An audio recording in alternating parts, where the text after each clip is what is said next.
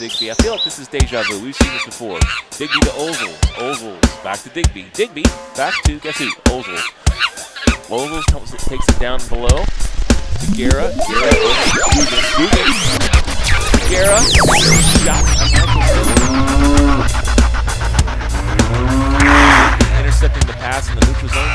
Steno can't hang on to it. Guggens and Steno on the near side boards, working it, trying to work that puck. It's under Odessa's body. Over to Ozel. Olzel's to Digby. I feel like this is deja vu. We've seen Olzel's. Digby to Ozel. Olzel's back. Digby. Back to, gets who? Olzel's.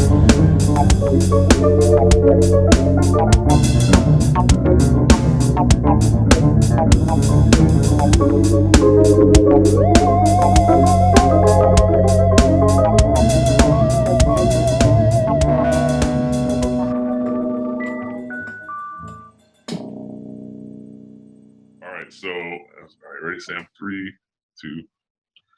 Loves Off, Brahmas podcast, episode number 5. Chad Siewert joined with very special guest from Fox 4, ladies and gentlemen, the one and only Mike Doocy. Hello, Mike.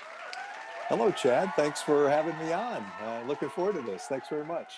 Thanks for being on. So first, I teased this in an email, I think, to you. We have been on a show together. It has been 15 years, and I know you've done a lot of appearances at the Ticket, so it's hard to remember one specific. But the Ticket. You remember when the Musers were doing the Friday mornings live show in studio? They had audience members there. Yeah. I was in a band. A little picture of it. We were called Uber Heady. Okay. Wow. I look It was young there. Piano, yeah, we were all young. Piano, bass, drums, and horns. And if you remember this day, this is when Gordon had a Ticket chick surprise you with a big tray of fake. Do you remember that bit? I had blocked that from my memory, but it sounds like something Gordon would do, yes. It was a classic Gordon bit, and at some point you got up and we did a little free-form number, which sadly I don't have the audio for, so it was gold, what I remember. You don't know what the song was, though? You were free-forming, you were riffing, we had kind of a little bebop jazz vibe going for about 30 seconds till the wheels fell off. Something like that, just a little something like that. It was something like that. Well, we want to talk sports with you, obviously, as that's the world you live in. So sports.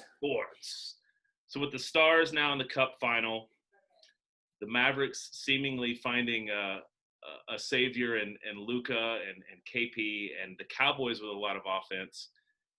Mike, are we really at the forefront of a long time of dominance for DFW sports teams? Well, I've learned to never assume that because it's been a long time. It's funny. This Cup run for the Stars brings back so many great memories. I think the most fun I've had in this job was that run, that started in the late 90s and continued in the early 2000s. Of course, they won it in 99 and then lost in the final in 2000. That was just such a great group of guys to cover, and the way this town got behind. When I say this town, of course, I mean collectively North Texas got behind the Stars. It was just amazing. And so that was a lot of fun. And then, of course, in 2010, 2011, the Rangers and the Mavs both got good at the same time. And that's discounting the mid-90s where I got here in time for the third Cowboy championship in 4 years. Yeah, the Switzer one. So I've seen different eras of kind of dominance.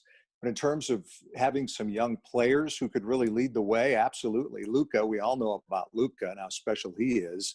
You look at Heiskanen for the Stars. I mean, he's their Luka, if you will. He's their 21-year-old phenom. So I think there's a couple of good storylines there. And I guess the Cowboys are well positioned.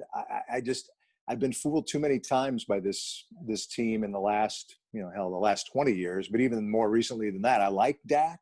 I really do.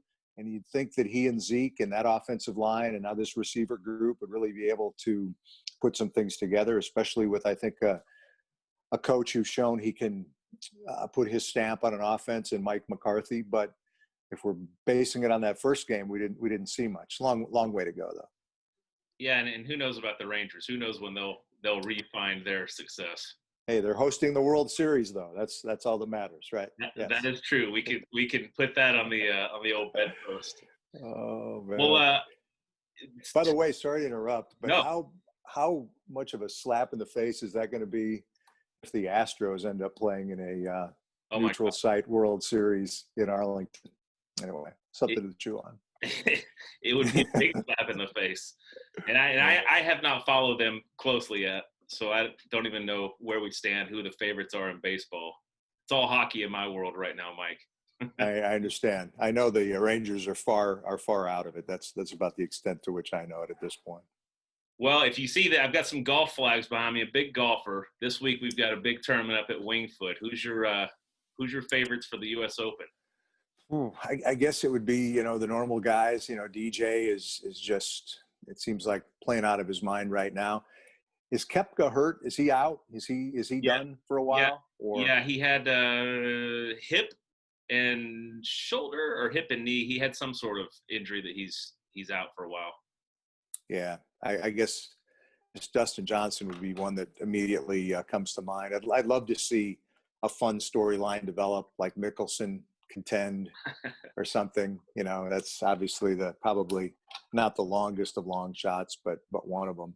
I'm guessing it'll be one of these guys that have been contending each and every week. The SMU product who hits it a mile, and for some reason I'm having trouble remembering his name right now. The guy who gained 90 pounds, is we'll see what he can do with that golf course. That's such a fascinating story to me. So his body's going to give out. He can't keep that pace for as hard as he's hitting the golf ball. At some point in time, he's going to tear a ligament or something's going to go on. You would think. I mean, guys just quote unquote normal sized golfers tend to have trouble with their backs the older that they get. And with that much more torque and that much more weight being thrown around, you'd think it'd be even more of a problem. But hey, literally more power to him right now, right? Yeah. He found something that's working for him. But yeah, it's funny. This adds to an already busy calendar, but yeah, there's nothing like hunkering down for those 4 days during a major. It's a lot of fun. I can't wait. Now, this will be played obviously without fans, as many sports are. Have you noticed a difference in watching sports without fans in the stands? The weirdest thing for me, I guess I've covered 2 events since this started without fans in the stands. I did cover Colonial, right, without galleries. And I don't find golf to be that unusual because the galleries are so quiet anyway. And even, watching it on TV, I don't really notice that much of a difference at all with golf. To me, baseball is the worst. And I covered the first few Ranger games once the season started at the new ballpark. In person, it's just creepy. And you get this gigantic indoor park and it's totally quiet. And I don't think baseball on TV looks very good either. I mean, they try to trick it up with the fake fans and the cardboard cutouts and all that. It depends on the ballpark. Wrigley during the day, I mean, that's going to look great no matter what. Right. But most of these parks, just the way they're laid out now, and it's hard to televise baseball in a way that doesn't show the stands a lot. Hockey, basketball, even football, I think that's different because the camera can train almost totally on the field of play or the court or the ice. So it's not always in your mind that there aren't fans in there, especially for the indoor sports. They can cover the lower levels with tarps and logos and all that stuff and pump in some crowd noise. Watching the Stars, and we've all watched every playoff game here now. I get to the point where I don't even think about the fact that there aren't fans in there. I don't know that I would ever get to that point with baseball. Cowboys are going to allow 20% in, 25% in, I guess. They could have 20,000 maybe for the game on Sunday against Atlanta. So we'll see some college stadiums that are partially full. We've already seen that, I guess. Just the way it is now. And in some cases I really notice it, and in others, frankly, I don't. Well, we had one of your friends, Dan McDowell, on the show here a couple of weeks ago, and I asked him this question, and he gave me a very spare answer about some Cleveland Browns game. But you've covered a lot of sports. What's the greatest single sporting moment that you've witnessed live in person with your own two eyes? I guess I've referenced it already. And it would be, the Stars winning the Stanley Cup in Buffalo that night. And just the emotion involved there. Wasn't so much witnessing it on the ice, because to be perfectly honest, pulling back the curtain in here, I was getting ready to do a live shot. So I actually watched it down in the bowels of the arena there in Buffalo on TV as it happened. But it was just covering the ensuing celebration. I'd never been in a locker room in that kind of environment before, the prototypical champagne-soaked locker room, and we're doing live shots, and guys were just going crazy, and we'd gotten to know those guys so well during that playoff run. So that is probably the most memorable for me, the most memorable single moment that I've covered. Well, that's a good one, and you're lucky that a lot of people will never get to see that crowned live. Nobody will this year, so it's a good one. So I got to show you something, by the way. I'm sorry to interrupt, but I tweeted this the other day, and I don't even think about it. I use this, not that I don't respect it, but it helps me prop up my iPad for live shots. But this souvenir nice. from the Cup way back when. I don't keep a lot of sports memorabilia, and I'm going to regret that someday. But that's one that that's a good one. I'm glad that I got. Maybe you'll be adding a second one to the collection here pretty soon. Maybe. What is your fun team? Stars gonna take it? What do you think? Yeah, I don't know enough about those teams in the East, to be honest. I'm assuming if the Islanders somehow win two more and get to the final, that Dallas would have a better chance against them than they would Tampa. But we'd had Darryl Ray on the other night, and this is starting to feel like a team that's just kind of destined to do this thing. All the come from behind wins. They've won every overtime game that they've played in the postseason. A coach who wasn't the coach head coach when the season started. A goalie who wasn't the top goalie when the season started. All these young guys. The kid who had the hat trick in the Game 7 against Colorado. Get a young guy like Guryanov, scoring the game winner the other night. Heiskanen, who we mentioned, and then the older guy, Jamie Benn, really has stepped up here lately, the captain. And a lot of people thought he'd lost it. Imagine if Tyler Seguin actually scored a goal once in a while. What would happen with this team? So it's really become a fun team. To me, and tragedy is too strong a word. The unfortunate part of it is that I don't think the community is as revved up just because of the circumstances and the fact that people can't go to the games. And our minds are just elsewhere regardless. And that's too bad. But I think as the final starts, the interest is definitely going to ramp up. One way or another, it'll be must-see TV. That's sure. Definitely. One last sportsy question before we play a quick little game with prizes. Okay. There are prizes involved. All right. Who's your ultimate guest for Fox Free for All? Your ultimate guest, alive or dead, all time. Who would be your favorite sports figure? Ooh, probably an in his prime Muhammad Ali. Very nice. It'd be some pretty good television. Some pretty good conversation. That would be. And in his prime, Muhammad Ali talking about sports and society today. How fascinating would that be, right? That would be fascinating. There would be some definite hot sports opinions. It would be thought provoking. Yes, it would. All right, Mike. Well, we have a game because I know that you have a radio past, right? You were rock and roll DJ. Wasn't that the gig in the past? That was always. Oh man, that's what I grew up loving. The classic top 40 radio stations. I still do it in the car. I'll walk the ramp and hit the post on those classic favorites that we love. And it's great to be on the ticket once in a while. They let me play around with that stuff too. We're going to play 70s rock musician or hockey player. So I'm going to throw a name at you, and you have to guess if it's a 70s rock star or a hockey player. Sound good? Okay.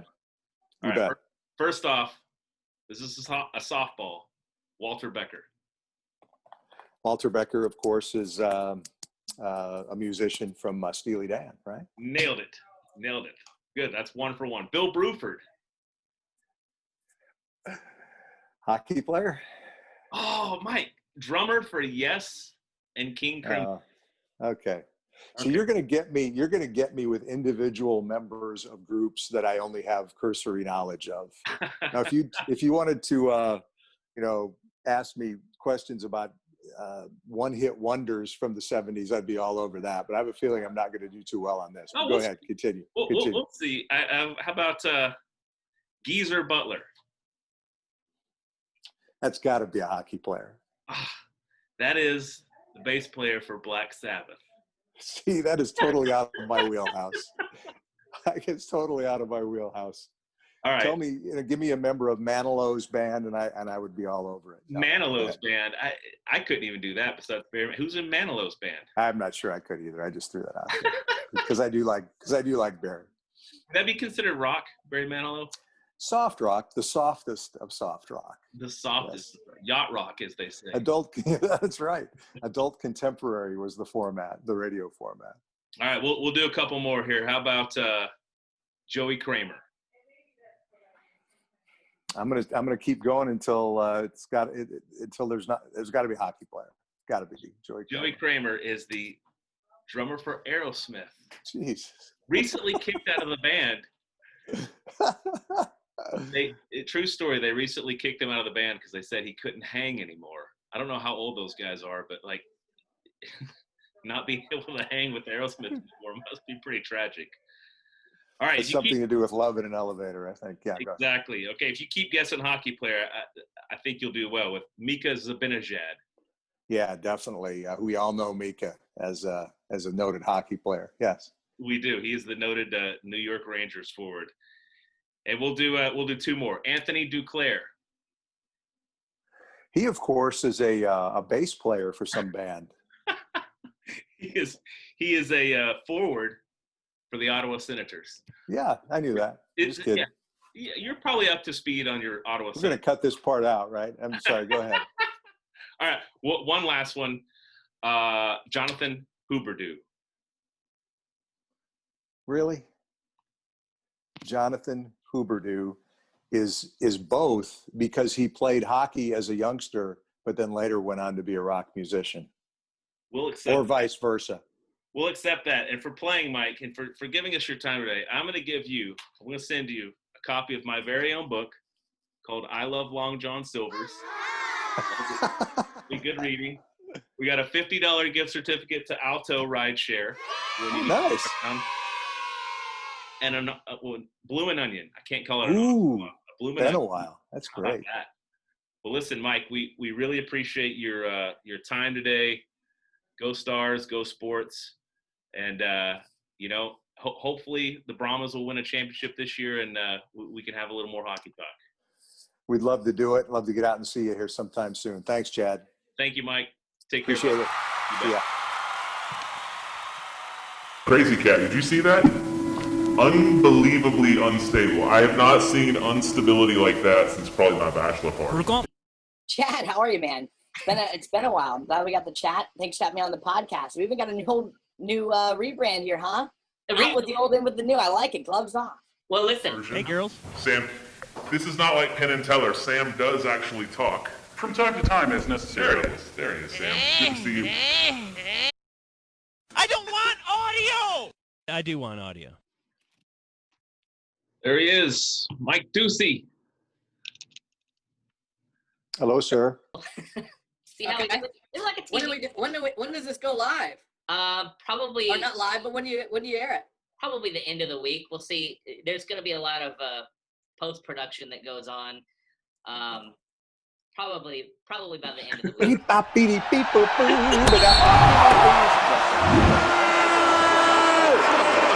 Hello, can you hear me?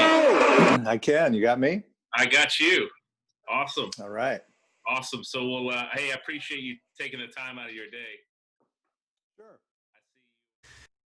Song for us. What are we going to hear, guys? We're going to hear a song called Van Gogh Museum, 10 a.m.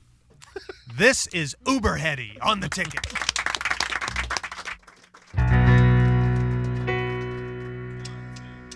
Someone got away with all the money. Someone else forgot to take the gold. Think about him now and how it's funny.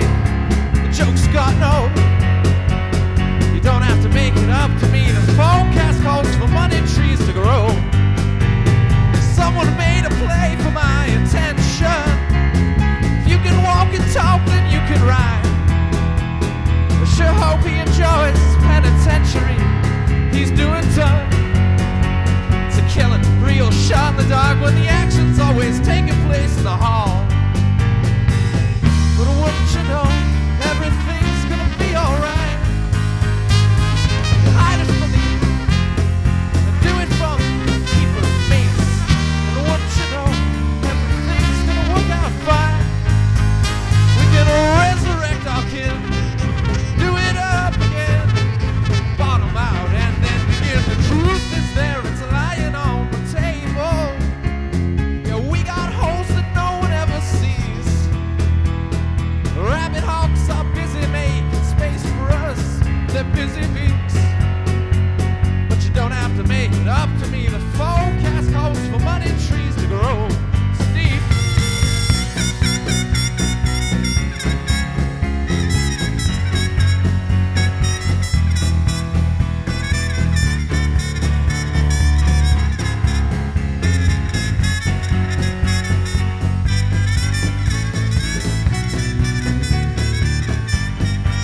And what you know, everything's gonna be alright. If you maximize the time, don't you worry about the quotes and visions. You better know everything's gonna work out fine. We hide it from the young, keep it from the old. Advance if it never happened. Someone got away with all the sugar. They left poor Charlie lying on the desk. Wait till summer when the fan comes on around him. Oh, what a mess. But we'll be there to pick it up, oh, lick it up, whatever floats your boat.